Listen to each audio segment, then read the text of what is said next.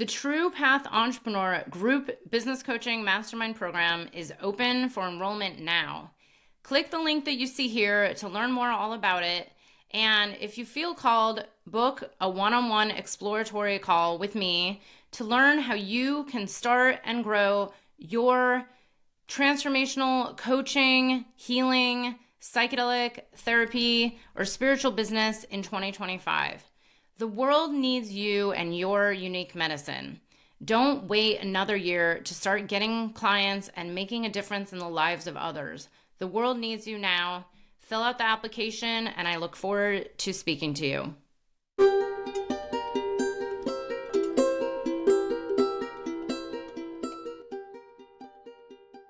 Hello, everyone. Thank you for being here. Welcome back to Medicine for These Times. I have Nick Meader here with us today. Hi, Nick. Thanks for being here.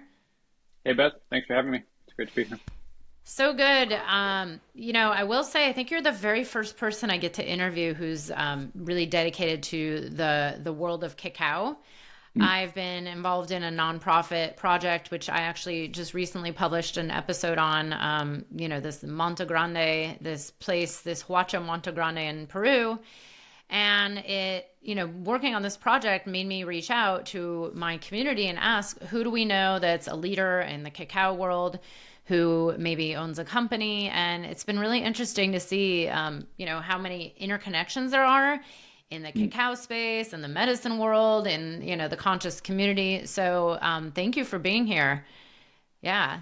So good to have pleasure. you. I appreciate it. And thanks for doing that on that project. I actually hadn't heard about that excavation project until you let me know. So I appreciate it. I'm glad to hear that. It's interesting. So let me tell people about you, and then I'll tell a little bit about that. And how I even heard about it. So Nick is the founder of Soul Lift Cacao, a social enterprise working with indigenous groups in Latin America who prepare authentic ceremonial cacao using ancient traditions.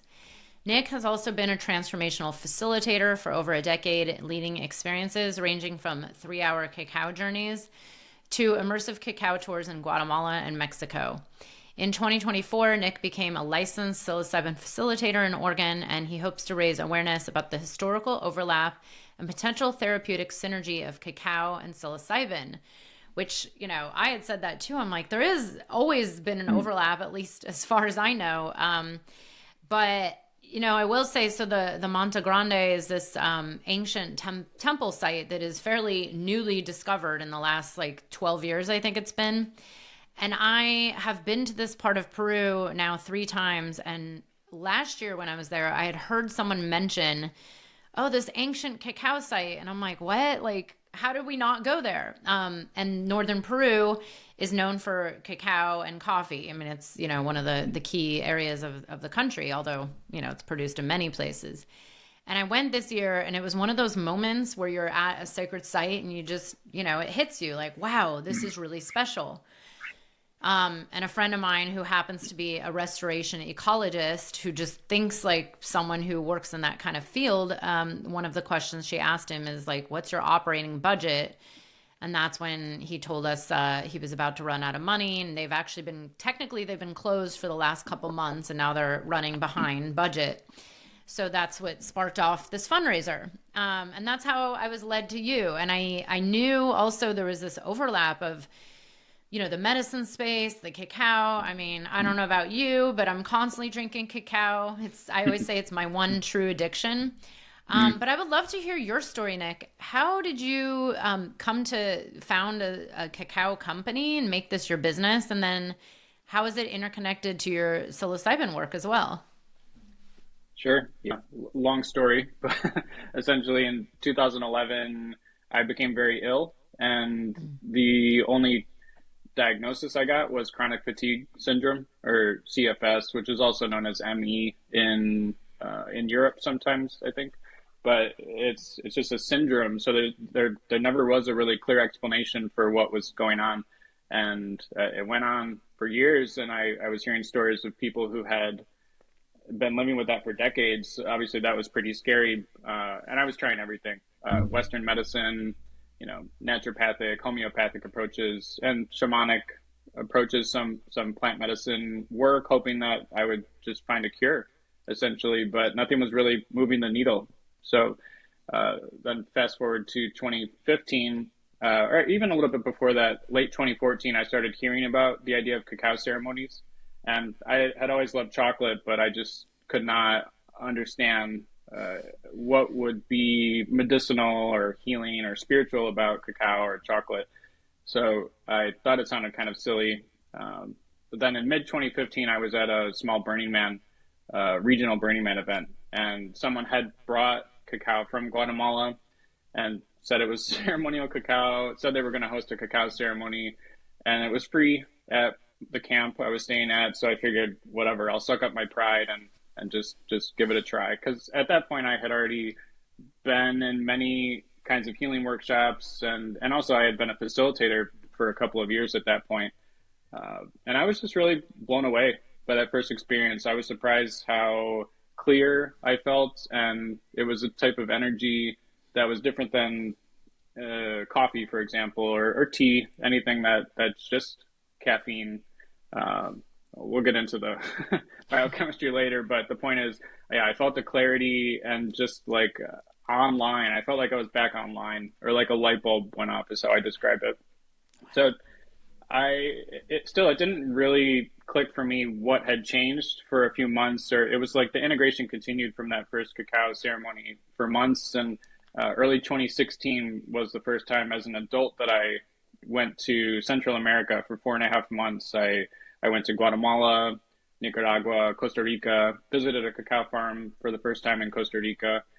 And I wasn't thinking about starting a business. I was, interested in the healing component, both for myself, because it felt like very quickly, it felt like I started to make some actual progress towards recovery from chronic fatigue syndrome. And then I was bringing it home and sharing with friends, leading little cacao circles in Michigan, where I'm from.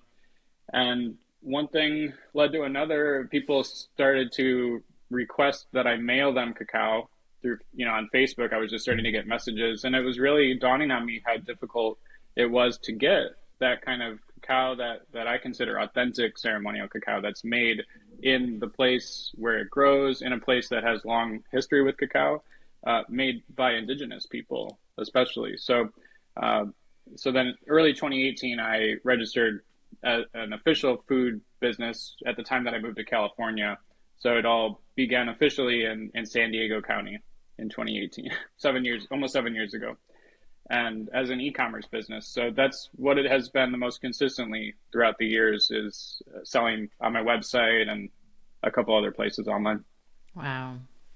Thanks for sharing. And wow, I have not actually heard like real life stories about healing, like true body physical healing with cacao. I mean, we all know it's a master plant. It's a healer. I mean, I know I can't live without it. And I've gone into a very deep space with it. I've done a cacao dieta and had a like a relationship challenge with cacao for a little while. So wow, that's fascinating. Now, were you already facilitating psilocybin journeys back then, or how did that come online? And, where does that play a part? No, yeah, I've had a relationship with psilocybin personally for a long time. It came to me in more of a party context, to be honest, like music festivals, and I just had no idea what. I had always been curious about psychedelics, but and still, it had a very profound spiritual effect on me from the beginning. I was an atheist, definitely, in my early 20s, and I was no longer an atheist after experiencing psilocybin. I could only call myself an agnostic after that, because I had, any direct experience of something outside of just our ordinary sensory perception. It was just so profound and so real that I couldn't go back from that. But later on, I did work through the healing process from chronic fatigue syndrome. I also worked with ayahuasca, and that had a profound impact too.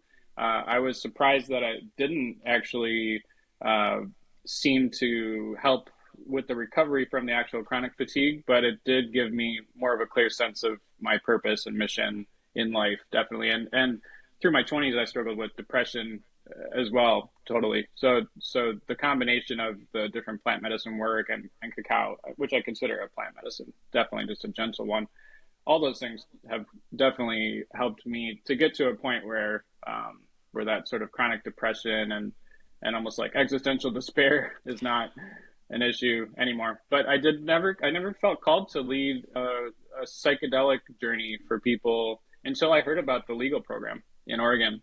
And because I had already been a facilitator of different kinds of healing modalities and spiritual self-development for about a decade, I was actually, well, just from where I've come from in my journey, I was very impressed with certain aspects of how the Oregon program is set up in terms of safety and accountability. And so many places, in my own experience, I encountered what I would call abuse of power in spiritual spaces. And I mean, I know people have experienced worse than me, but it's sad when there's no system in place to hold people accountable if they cause harm. And my attempts, before I started the cacao business, I had a coaching brand called BS Free Spirituality. And that was my whole mission, was to bring awareness to abuse of power in those spaces. And I felt like I was the only one. It felt like I was yelling inside of a box sometimes, because it was so difficult to find other people who would even be willing to talk about safety and consent in spiritual places. And in some cases, there was pushback to bring up. Even the word safety can be triggering for more narcissistic types. Let's just be frank about it. Yeah. Wow. I actually want to hear about this a little, because it's, well, I've talked about it for 5 years straight on this podcast. Trust me. It comes up a lot. I think because, in the psychedelic space in particular, everybody's, heightened sensitivities. There's definitely more room for abuse, but the reality is it does happen in other spiritual contexts. I mean, even, therapeutic relationships, working with a therapist that you think you trust. I'm curious, was there a particular, and you don't have to name names or anything, but because you just said the N word, narcissism. And that's also been, on everybody's minds over the last, definitely the last 4 or 5 years, as the psychedelic space has grown so much.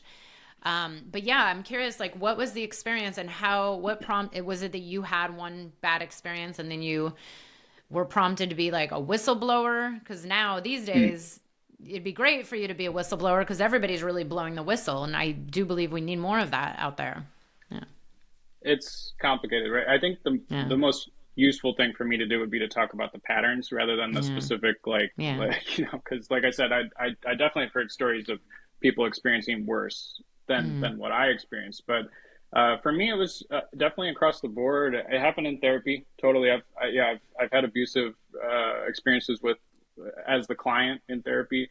That was a long time ago. But in spiritual groups, it would be more like loss of independent thought or groupthink, or groups that create their own terminology that builds this like little bubble of reality that it only makes sense to the people in that group, and then it becomes a little bit cult-like, and then it's like, can we talk about that, or is that too taboo? And when it becomes taboo to even talk about the reality bubble, that pushes it deeper into a cult direction. So there have been at least a handful of groups like that I found myself in when I was trying to find spiritual community and just learn more about myself earlier in my journey.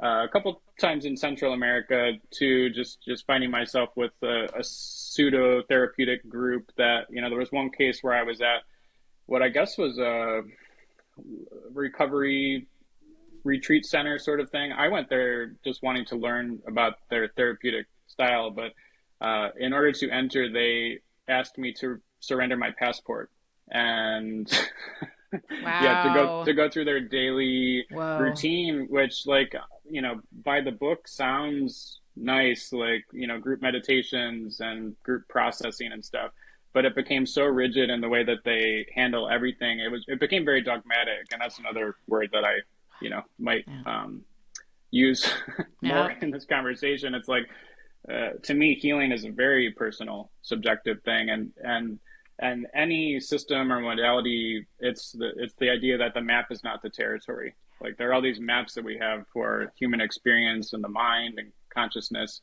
but especially trying to stick to only one map too rigidly can end up harming people, or at the very least not helping. Thank you so much for naming that. It's funny.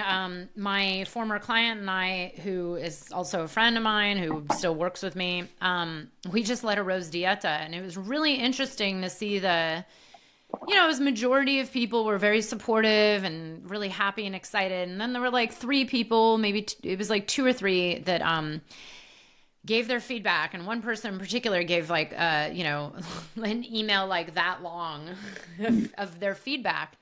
And I was like, wow, this is just, it's dogma, it's rigid, and like there was this conversation during the Rose Dieta about, look, there's many ways. I mean, there's many different ways, even within indigenous context of working with medicines.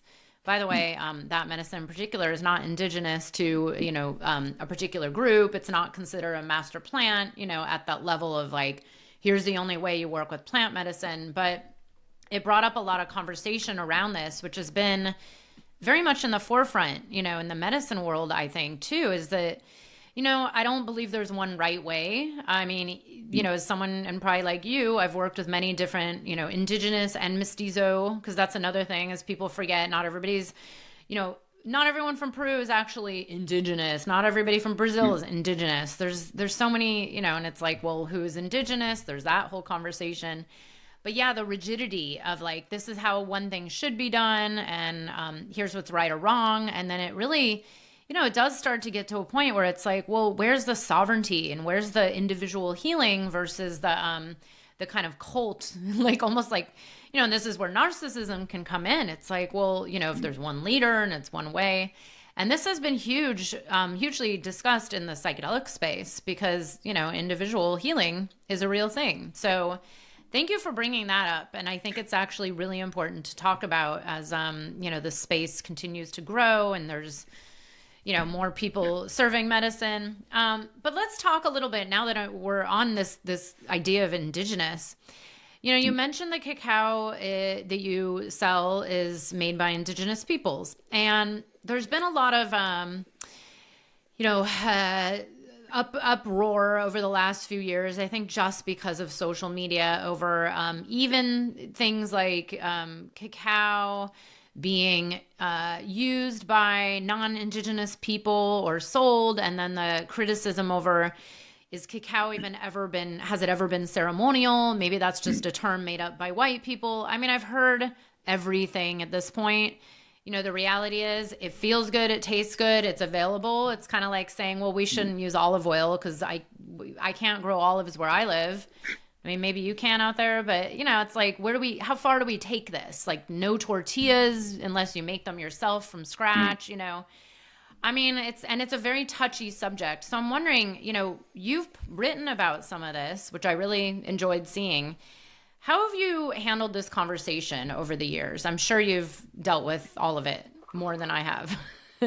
Yeah, it's very nuanced, and it has been really central to my work, especially since 2017. So even before I started the food business, like I said, I was facilitating. So at that time, I was hosting events that I called Cacao Ceremony, or that's how it was introduced to me, right? For at least a couple of years, I was doing that, and very quickly, by posting the events on the internet, I started to receive at least some criticisms of people who saw that I am a white man sharing cacao, period. Like that was the bottom line for it's very few people, but when it happened, it hurt a lot, because like I said, I was coming from a point of caring so much about ethics and safety and consent and wanting to host strong containers for people, whether or not cacao was a part of it. And having traveled to Guatemala and really earnestly wanting to learn more about the history and what's the truth of it, I really couldn't find that much information on the first travels through Central America. It felt like everywhere I went, I was asking people and they either just didn't know what I meant when I asked about ceremonial cacao, or it was foreigners, mainly at Lake Atitlan, Guatemala. That's really, yeah. So San Marcos, La Laguna, the village at Lake Atitlan, still, I think, is a major hub for people who are curious about cacao. And I'm trying to decide how to tell the story because, I'm going to not name certain names, but but it did sort of come to a nexus there because of foreigners. Let's just put it that way. You know, foreigners came, um, maybe, yeah, somebody heard about Mayan people using cacao in a ceremonial way, either historically or possibly still into the current time, and then started selling cacao to foreigners with that term, ceremonial cacao, and hosting cacao ceremonies, meaning, I guess, just some meditative, introspective activity involving cacao. So when I got there and saw this going on, I was like, okay, I really don't know if they're all just making this up or if it is, you know, if it's really just modeled after people's experiences with ayahuasca and other traditions and, or, you know, plant traditions that do seem to definitely have a concrete history of a group journey, sort of, at least as far as I know. But that went on for years of like going there and asking more and more indigenous teachers and spiritual guides, Mayan Akik, like the Tatas and Nanas, the people who are really holding down the traditions of spiritual practices and ceremony there. And I heard all different kinds of things. And it's interesting because from village to village, little traditions and rituals can be different. At least even just in the Mayan world, for example, even just in different parts of Guatemala, it can be different. Like even if you look at the fabrics, which is another way that the spirituality and the beliefs carry through there, from one town to the next, the fabrics and the patterns and the symbolism can be very different. So it's like that with cacao too. It's not just a monolith of like there's one way that cacao was worked with or enjoyed or connected with throughout indigenous Latin America. At the same time, there I do now believe from what I've seen and the people I've spoke with who do seem to be carrying a legitimate lineage of cacao, you know, indigenous cacao work. I do I've seen enough to know that it is there is something real there. There is something of, at least in some parts of, yeah, indigenous groups. Mainly I've met them in Guatemala, but also I know about Mexico, Tabasco. It's not really northern Mexico, but Tabasco, and I'm working with a group in southern Costa Rica now. All pure, you know, legitimately pure indigenous people who are carrying like pre-Hispanic cacao traditions and working with cacao in ceremonial ways, and they have different levels of being open about it too. Like the group in Costa Rica, they told me outsiders are not allowed in their community ceremonies, period, no matter what. Like they'll host, if someone comes there, they might host something for the outsiders, but only people who are part of their community are allowed in the real ones. Wow. Thank you for sharing. And thank you, by the way, for, you know, immersing yourself in all these different regions and cultures and really getting to know them and understand them. I'm curious, because, you know, the few groups that I've worked with in Peru, mostly, you know, I usually ask them, like, how do you feel about, you know, us folk coming down here to do this kind of work? I mean, how is anyone opposed to, you know, the fact that you sell cacao in America or sell it worldwide? Or is anyone feeling like, well, you're stealing from us, or and these are our plants and we don't want your money? Like, what is the vibe, the reality when it comes to that? Yeah, I haven't heard that kind of criticism in a long time, but like I said, back around 2020, well, when I started, I think there was just so much uncertainty, even among people who have heritage in Latin America. It's not, you know, it's not common knowledge. Even just thinking about how little we know about where chocolate comes from. Most people just don't know what happened before it's a chocolate bar. So people hear, hey, this is a thing with Latin American heritage. Non-Latin American people are working with it. That seems wrong, but a lot of people just don't know. So more and more, I'm receiving gratitude and appreciation for the work that I do, and I've gotten feedback that Soul Lift Cacao is the only brand that talks about certain things, about ethics and about like I said, all the little nuances of, because it's not just about race or American versus, you know, like it being sold in America. There's just so many little details that can go into it about how much acknowledgement is there. Like, you know, acknowledging that I'm that I don't have heritage there. Also, though, it is part of my story that my sister is adopted from Guatemala. So that was Mm. an interesting coincidence Wow. how I got to go there when I was in middle school. Didn't know about cacao at all. But it's relevant. It's not, because it's not like I wanted to create a food business even, let alone a cacao business. I didn't get into this to like as some gold rush. It really changed my life, and when nothing else seemed to be changing it, and it's been nothing but difficult. I'll say that too. Like people don't. It's I was really gonna kind ask of about that. it's difficult to talk about Totally. because and I used to think this when I would see businesses as a person who did not have business experience. I just assumed that if they exist, then they must be making a lot of money. Yeah. But I've learned that any food business is difficult, but especially this model where, I mean, the last time I calculated it was at least 17 times the fair trade rate staying in the cacao growing country with this model where it's made mostly by hand by indigenous people and mostly, groups that are indigenous led, like sovereign indigenous business owners there. It costs a lot more. Anything that's made by hand, it costs Yeah. more. But then to Yeah. try to make it work as an American business who's partnering with them to try to have that transparency and traceability, I only know, a couple of other brands in the U.S. that are selling something called Ceremonial Cacao that is actually maintaining that kind of traceability and traditions. It's funny. I was going to ask you about that. So yeah, there's two things. Because so even working on this Monte Grande project, we were on the phone actually on Monday with the lead archaeologist who's kind of spearheading the whole dig. And, I asked him this when I met him in Peru, and I asked again on Monday. I said, how do you feel about us folk getting involved in this? And what people forget, and this has been my experience, as I've gone down to, the jungles of Peru and brought, gifts and resources and purchased things, textiles or whatever, most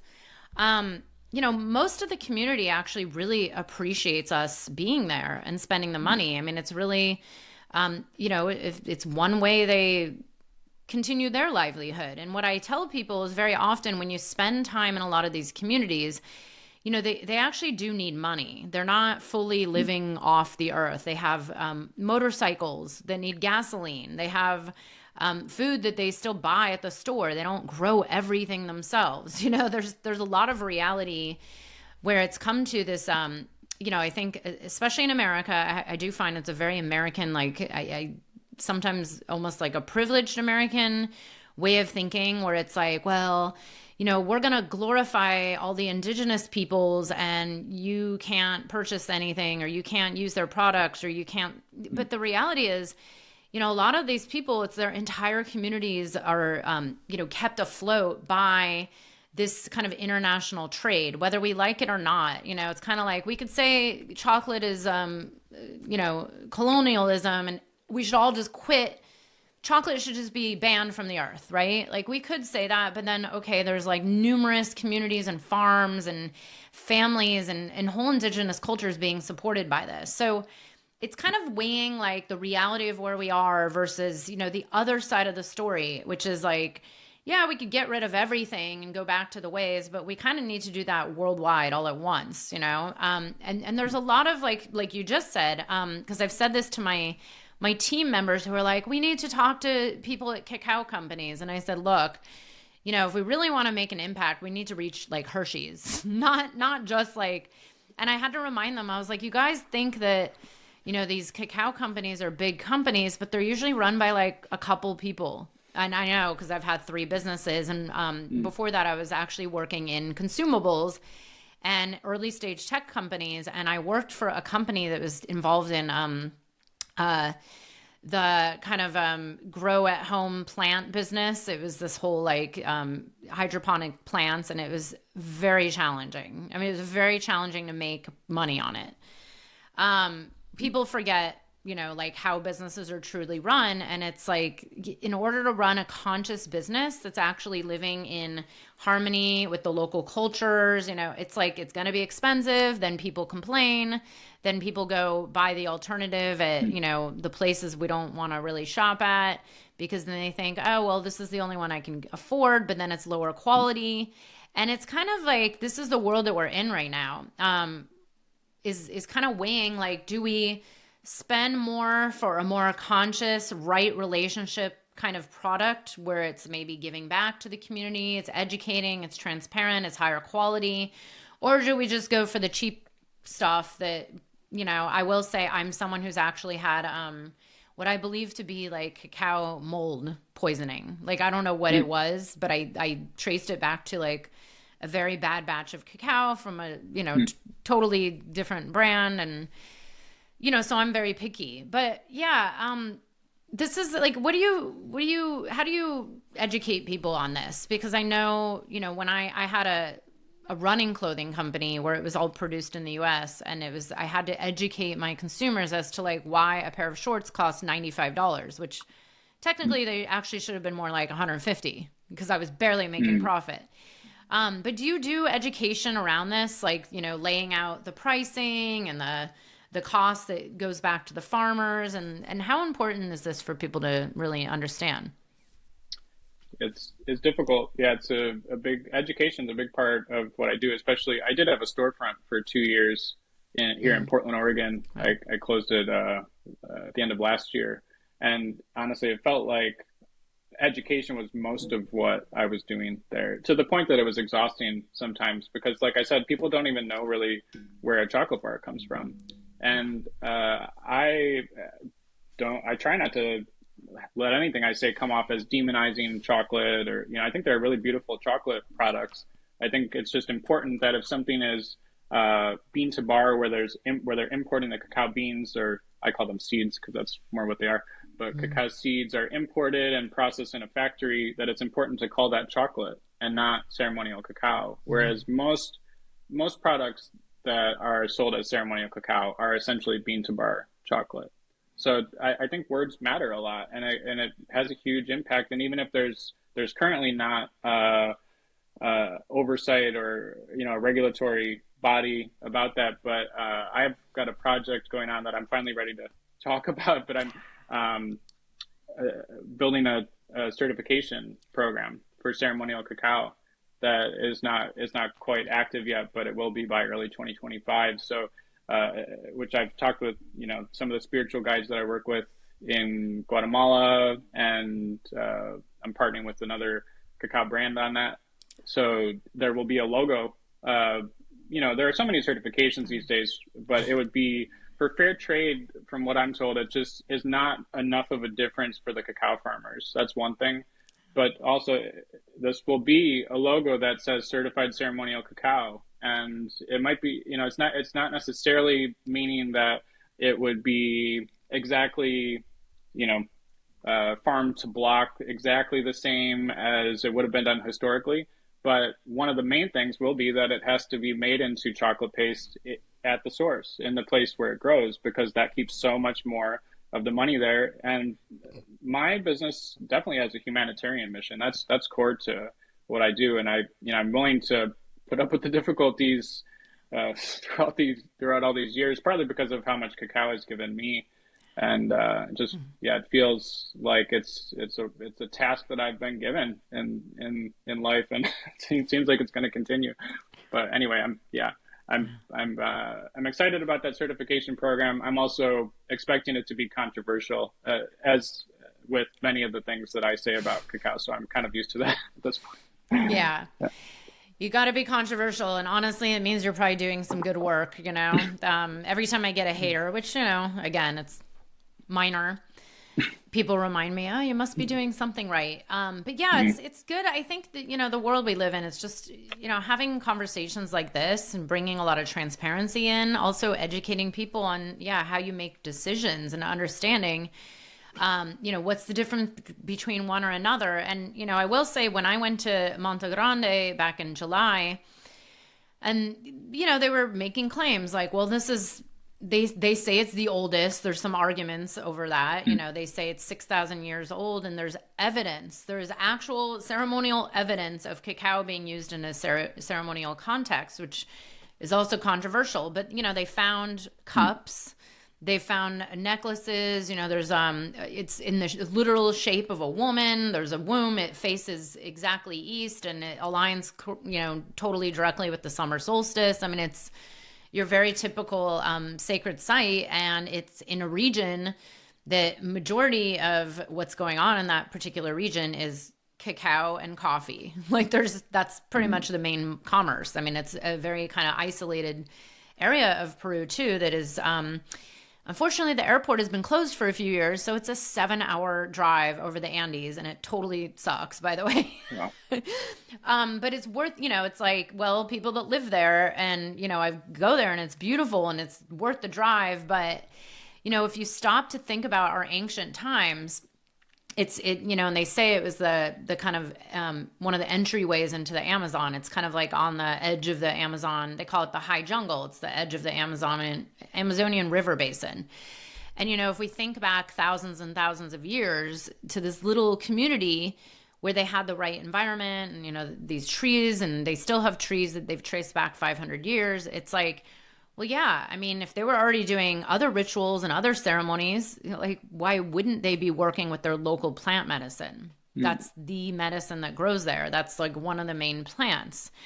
And so there's, you know, and it's like on such a deep level, like we never really will know for a fact the truth. But if archaeology and historical records and, you know, stories are coming to this point, you know, maybe it is worth talking about it and having a discussion and also enjoying it. You know, it's like this has been my take, is like the earth makes all these beautiful plant medicines worldwide. And just because, you know, it grows in one place, like who's to say that's only meant for them? You know, I mean, it's kind of like, why is it that plant medicines or psychedelic mushrooms or ayahuasca or even toad medicine, whatever it is, has made its way around the planet? You know, maybe it's here for a reason.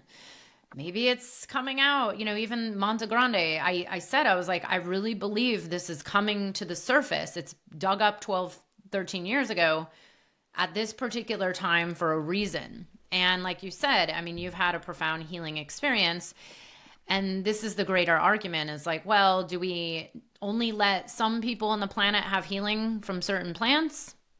And that's it. I mean, you know, it's like, well, is that really helpful to the greater good of all? You know, so that's kind of the take I always have, is like, well, what's the benefit to the greater good? If this is actually helping people open their hearts, learning how to, you know, cultivate presence, maybe literally having profound healing, you know, who's to say what's right or wrong? But I also had one more question about the cacao world in general. You know, there have been some, like someone even the other day told me, like, did you know cacao has lead and arsenic or whatever she said? And I was like, you know what? It's probably in my water too. I mean, who knows? Like, it's also a mineral. These are minerals that come from the earth. But there's been a lot of argument over like bad cacao and moldy cacao and, Mm. you know, like the quality and, you know, how do you speak to this, and how do you monitor this? And is it true that there's actually like bad quality cacao? I mean, I swear I had this one sickness that was from mold, which was from eating a really bad batch of cacao. And by the way, I was in a totally different country when this happened. But yeah, Mm. does that come up in your work? Yeah, I've been testing the cacao I get for heavy metals since about 2020, and I started testing for mold 2022 or 23. Mm. And yeah, because you know, especially in the last 2 years, there's been increased concern about heavy metals in chocolate, primarily because of one article that Consumer Reports put out. That there had been other stuff on the internet before that, but a lot of the times that there are articles about that, they're basing it on California's Proposition 65 standards, which are a little bit fuzzy and in flux. I've read that the regulations there might actually be changing or becoming a little bit more lax at some point. But at the very least, the articles I see about it usually are interpreting the information in a way that's very sensationalist, very clickbait. So they interpret it that, especially with California, their published limits are based on advisories for daily intake.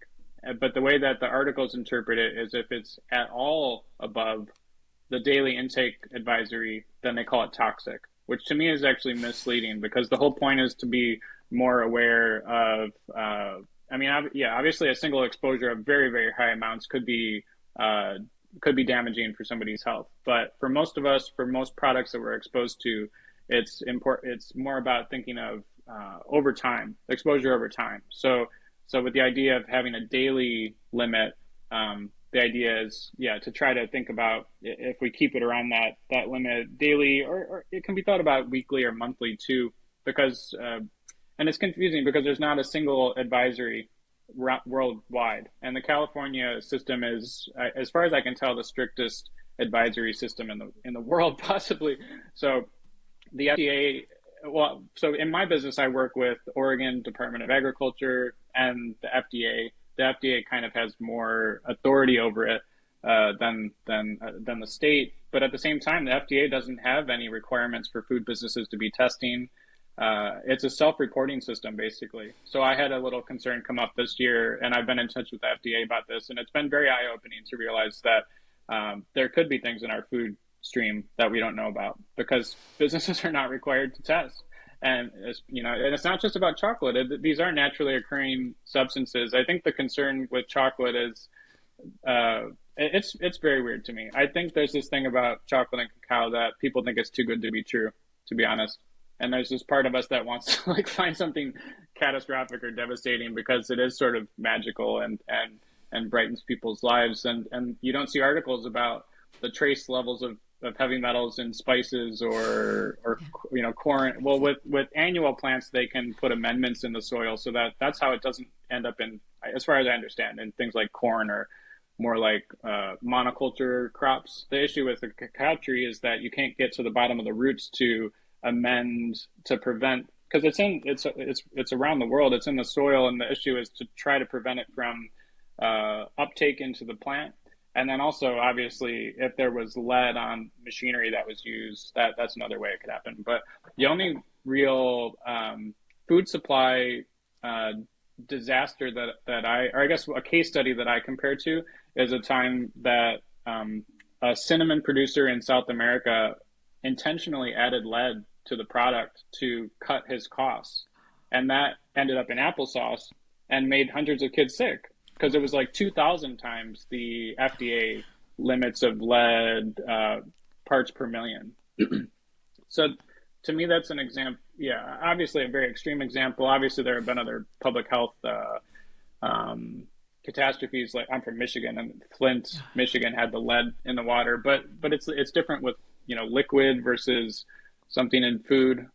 Anyway, to go back to what I was saying, I think Soul Lift Cacao has been a leader in testing and transparency, and with mold too. I've never seen mold in the ones that I've tested.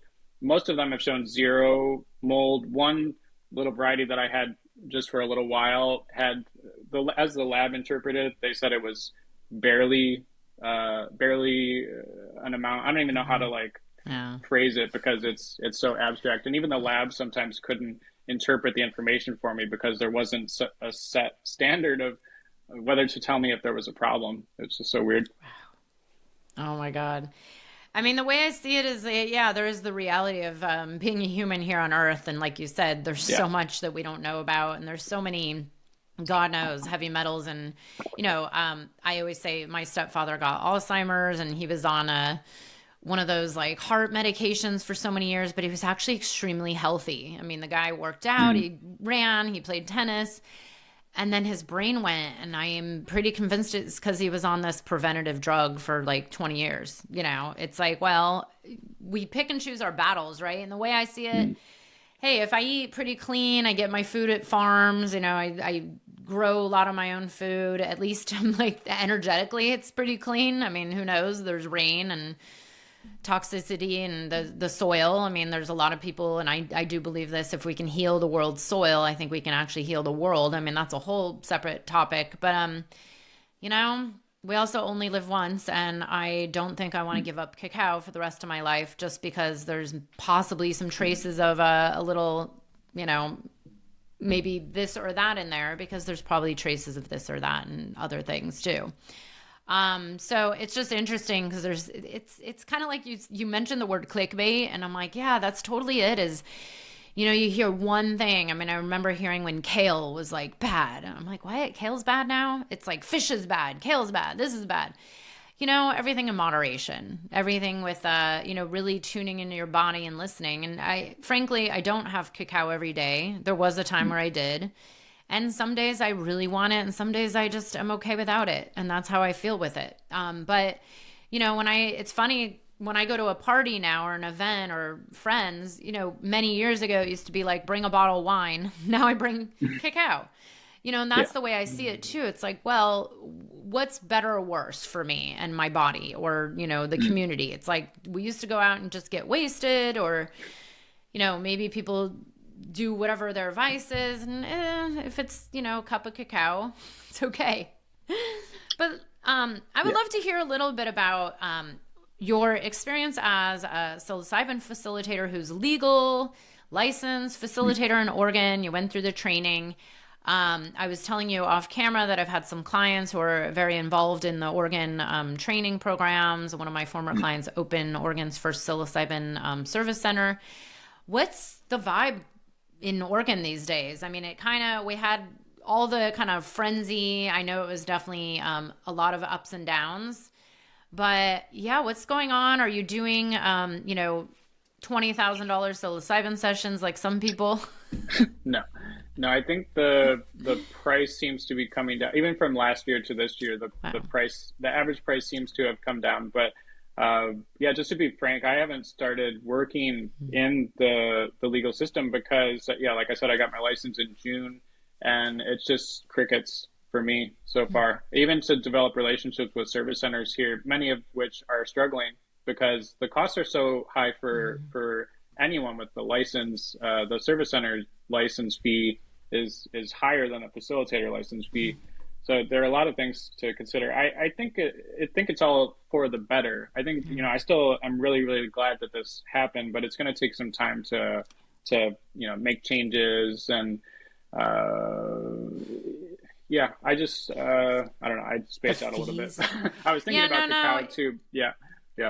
It's good to talk about this because you know, I had one client who I was working with who kind of fell into this role that helped open this service center. And I remember hearing about, oh my God, the amount of, like, you know, regulations and red tape and legal fees, and then the mandatory setups. Like, I guess they have to have a certain amount of people. And I mean, you know, these sessions are not short. They're, you know, they're kind of long.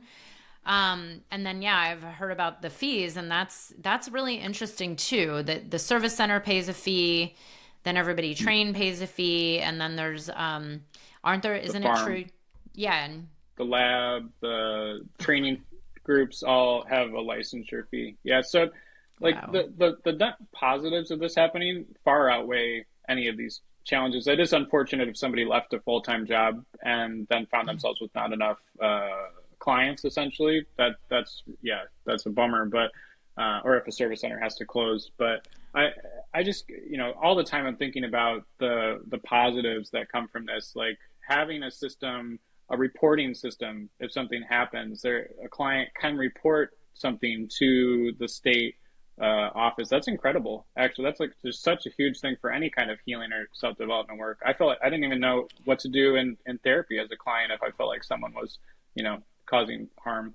Also, just to be sure about where it comes from and dosage, like to have that sense of safety and trust in all of those things.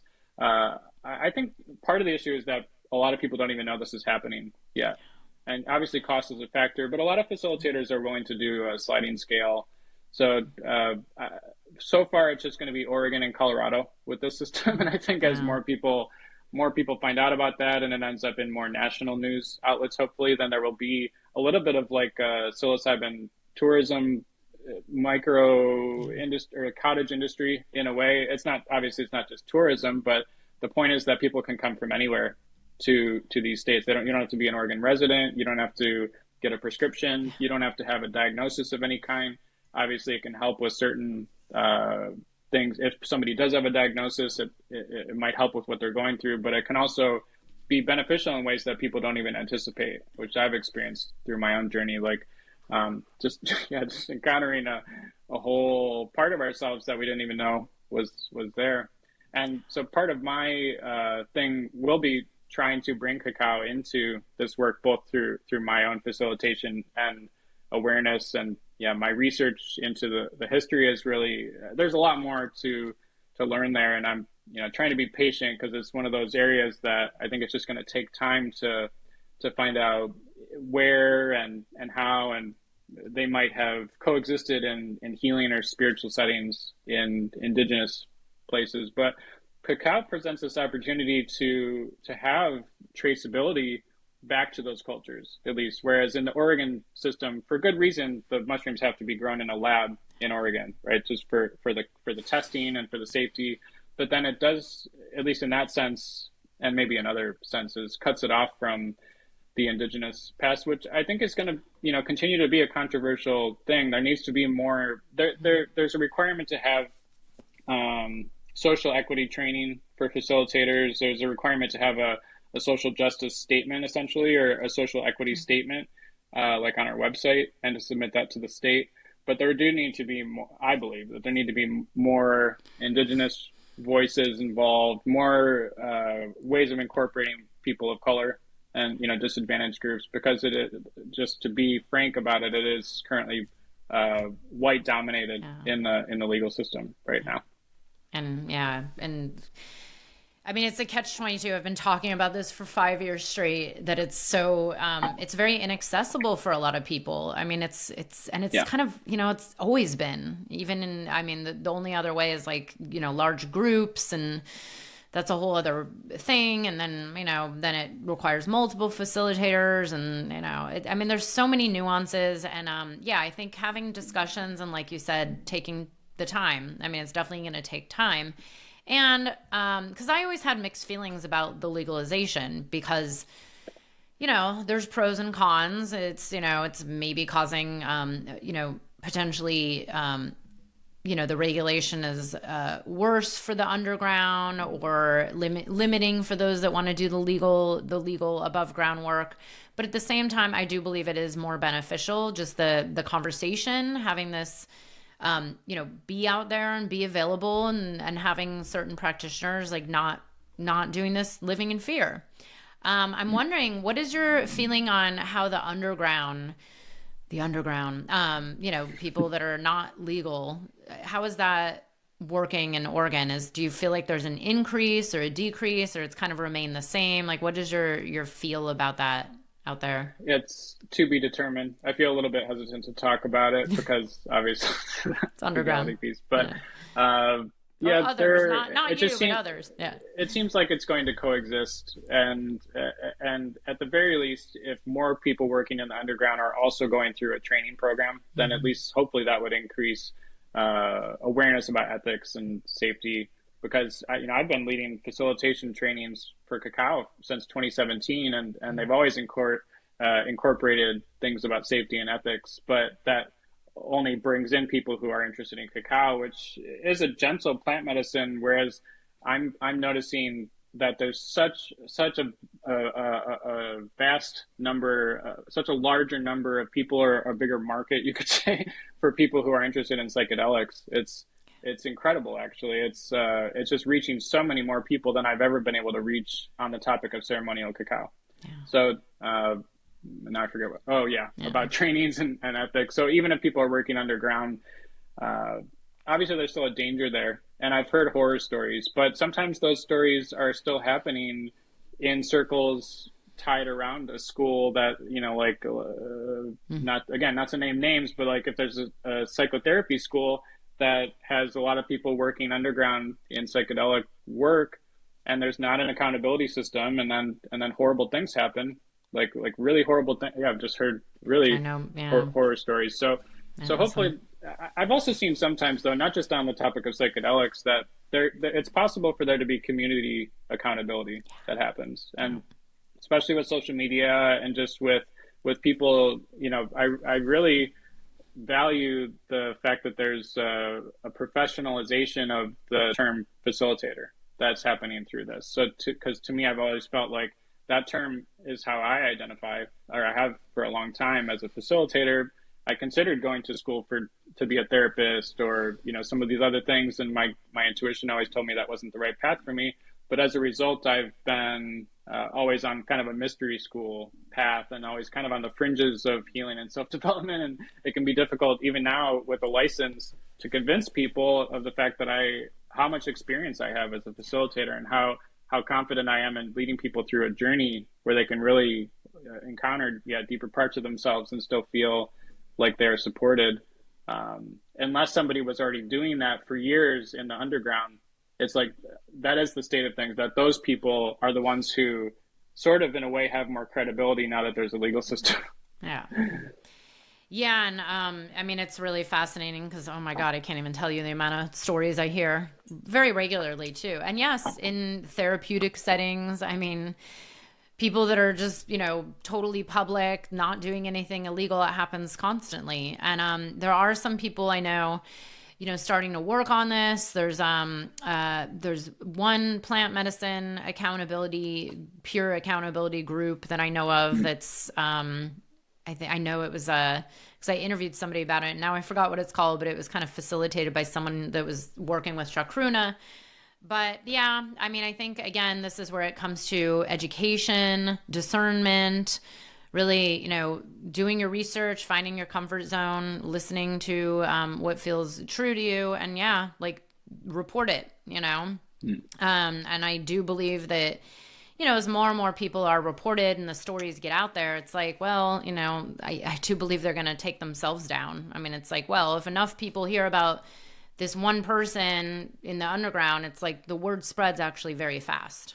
And I know because I working in this field, it's crazy the amount of you hear like, oh, that name and then that name. And, oh, I've heard his name 4 times. I don't even know this guy. I can't find him on Google.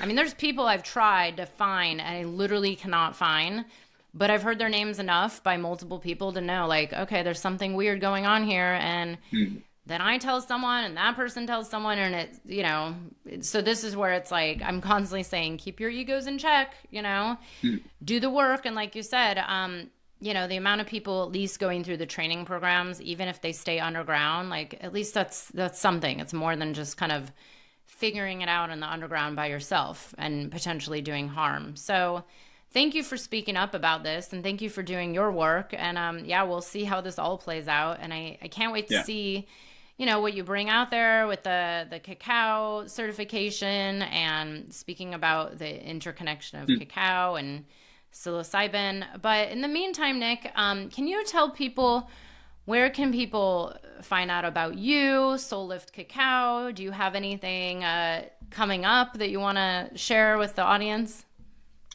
Yeah, soulliftcacao.com is the main way. We're on social media, Instagram, TikTok, Facebook. If you just search Soul Lift Cacao, I'm not sure when this will come out, but I can just say I do have cacao tours so far in Guatemala and Mexico. So the next one, as of the time of this recording, is in February 2025, which will probably fill up pretty soon. We've had a lot of interest in that one. It'll be specifically for Wayeb, which is the Mayan week of prayer, the time out of time. So, and it's one of those things where with the tours, I want to give people an authentic experience of cultural exchange while also being mindful of the fact that we are outsiders and going into these places where there aren't a lot of tourists or visitors. It's that whole nuanced balance of how to learn and how to learn the truth without having a negative impact as much as possible on the places that we go. But that's the basic gist with the tours, is to find out more directly about where cacao comes from and the cultures that have considered it sacred for thousands of years.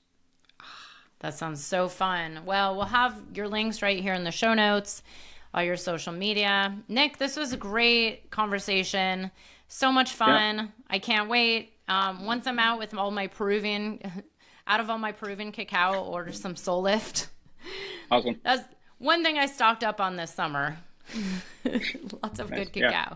Well, thanks so much for having me. It's been great talking with you. Thank you.